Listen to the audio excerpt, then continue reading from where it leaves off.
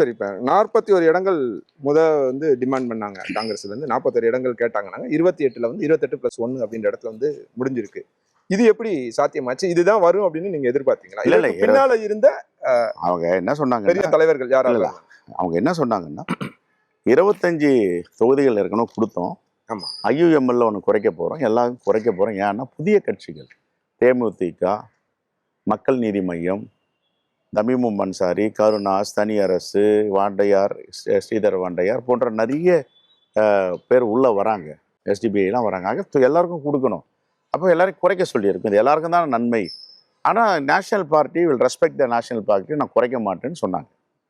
அப்புறம் மாண்பு முதலமைச்சர் என்ன சொன்னார்னா, இல்லை நீங்கள் ரொம்ப குறைச்சிட்டாங்க கடந்த தேர்தலான்னு ஃபீல் பண்ணுறாங்க. 1-2 சீட்டு நம்ம கொடுக்கலாம். அவங்களே ஒரு 20 தொகுதிக்கு மேலே கடந்த தேர்தலோட குறைச்சி தான் நிற்கிறாங்க.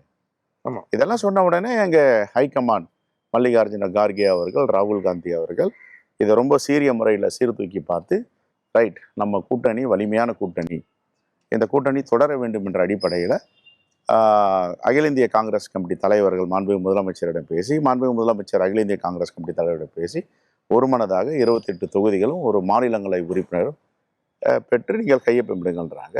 அப்புறம் உள்ளாட்சி அமைப்புகளில் சில கமிட்டிகள்லாம் இருக்குது, எல்லாத்துலேயும் எங்களுக்கு பிரதிநிதித்துவம், அதையும் நாங்கள் கண்டிப்பாக செய்கிறோன்னு சொல்லியிருக்கோம்.